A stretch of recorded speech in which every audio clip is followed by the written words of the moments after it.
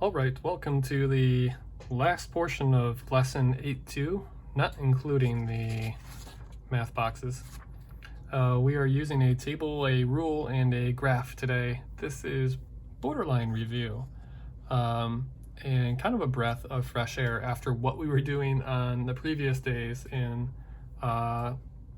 page 280 and 279.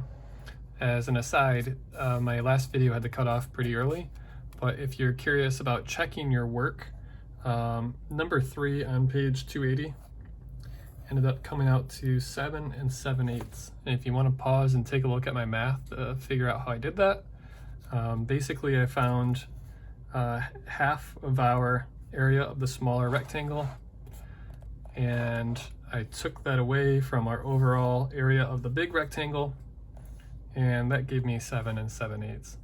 If you have more questions, as always, feel free to ask me. But let's focus on what we're here for right now, using a table, a rule, and a graph.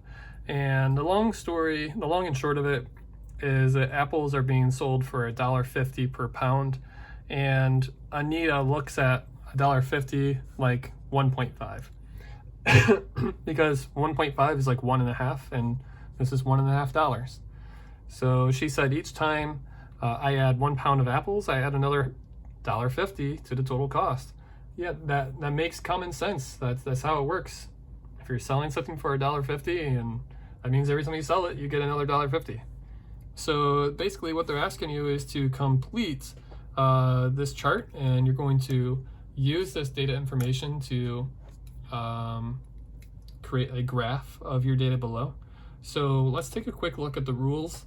And this is how these rules apply to real life. They're basically saying here that, just like Anita said, every time you sell 1 pound of apples, you are adding $1.50 to the total cost, the money that you've made. So she sold 1 pound, she made $1.50. She sells 2 pounds, it says plus 1. Then it means there'll be $1.50 plus $1.50. And that would be equal to 3 pounds. Wait, $3, not 3 pounds. $3, which again, she's representing in kind of like decimal form, obviously, so it works for our graph. Next would be $3, or excuse me, 3 pounds. I'm getting really confused with the pounds and dollars. 3 pounds, which would mean you have to add another $1.50 to $3. So it's going to be up to you guys to complete that table, adding $1.50 for every pound sold. And in this case, there is a long and short of it. There's a shortcut. I'll point this out to you. Number 2 says look at the table in problem 1 and what rule relates to the pounds of apples column to the total cost. And it's true, we are just adding $1.50 each time. But there's a shortcut here, which really, you're only going to go up to 5 pounds sold, right? But let's say it was 50 pounds sold. Do you really think we have to go 1.5 to 3, 4.5? Gave one away. Do you really think we just need to add all the way through, or is there a shortcut? And the truth is there's a shortcut, and that's going to be our rule here, which for any pound that we're selling, all you need to do is multiply that poundage by 1.5. So if you sold 50 pounds, you would just take that 50, multiply it by 1.5, or $1.50, and that will tell you your total cost in dollars.